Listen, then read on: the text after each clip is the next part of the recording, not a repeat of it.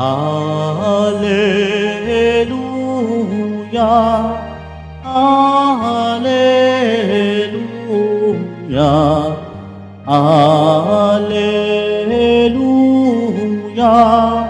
Alleluia.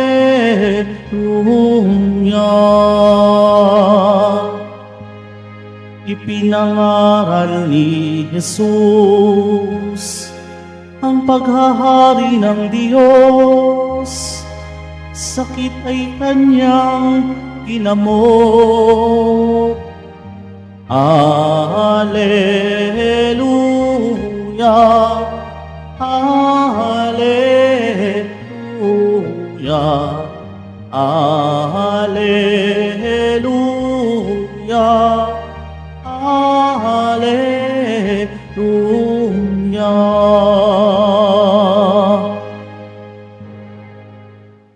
Sumainyo ang Panginoon. At sumaiyo rin. Ang mabuting balita ng Panginoon ayon kay San Marcos. Papuri sa iyo, Panginoon.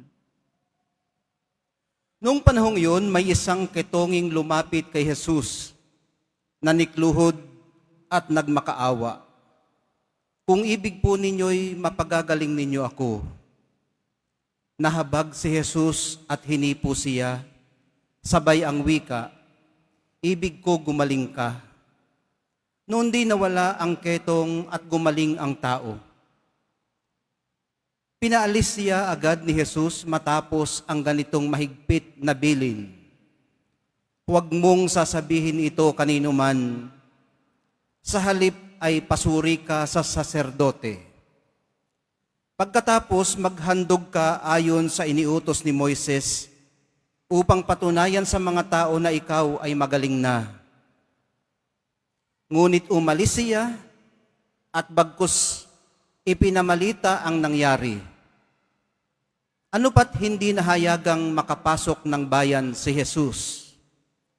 Naroon na lamang siya sa labas, sa mga ilang na puok, at doon pinagsasadya ng mga tao buhat sa iba't ibang dako. Ang mabuting balita ng ating kaligtasan. Pinupuri ka namin, Panginoong Hesukristo. Magsiupo muna ang lahat. Good evening po sa inyong lahat. Tingnan po natin ang mga ganap sa kababasa lang nating ebanghelyo. Una, ang paglapit ng ketongin kay Jesus. Ang paninikluhod niya at pagmamakaawa.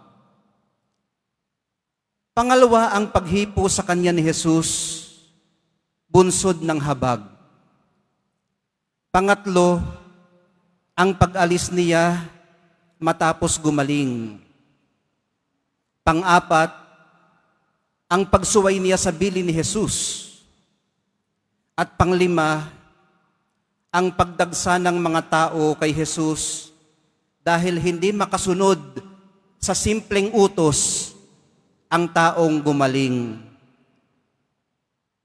Kung sumunod lamang siya, maaaring kaunti lamang ang tao.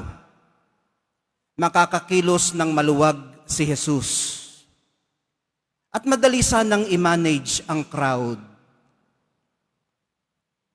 Pero kaunti rin lamang ang gagaling.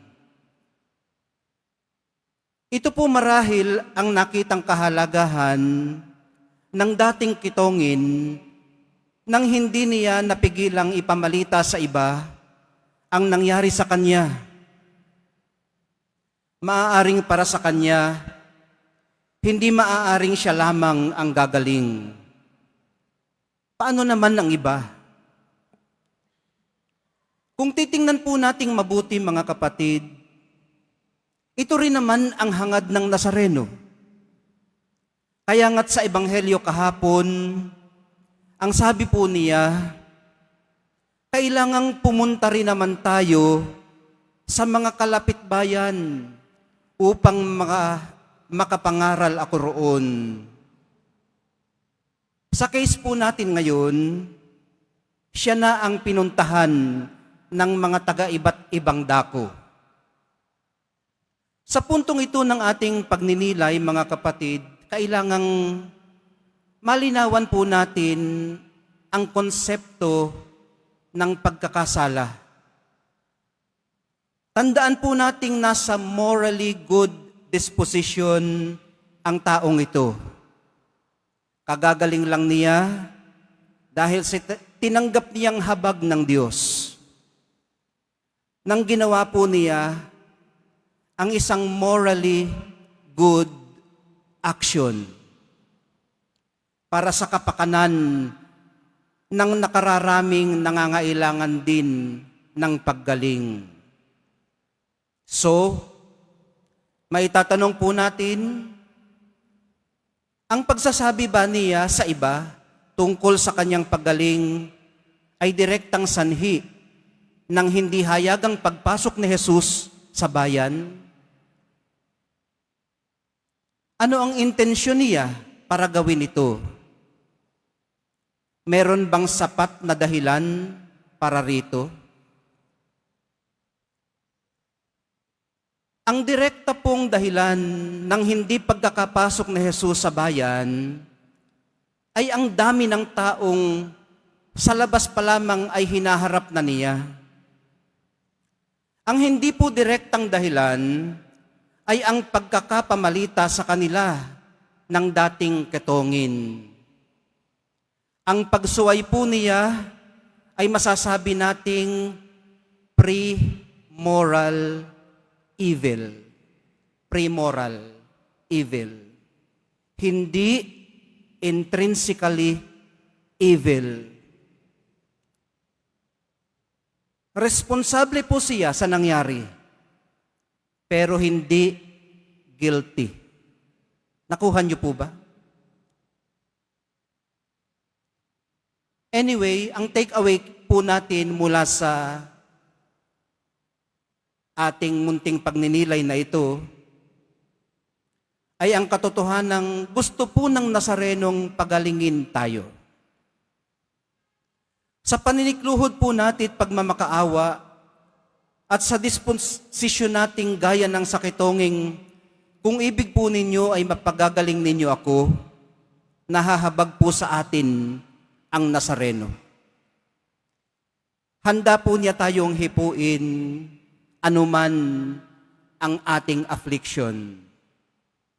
Physical man yan, emotional, spiritual, psychological, o kung ano pa mang mga hindi masyadong halata nating karamdaman.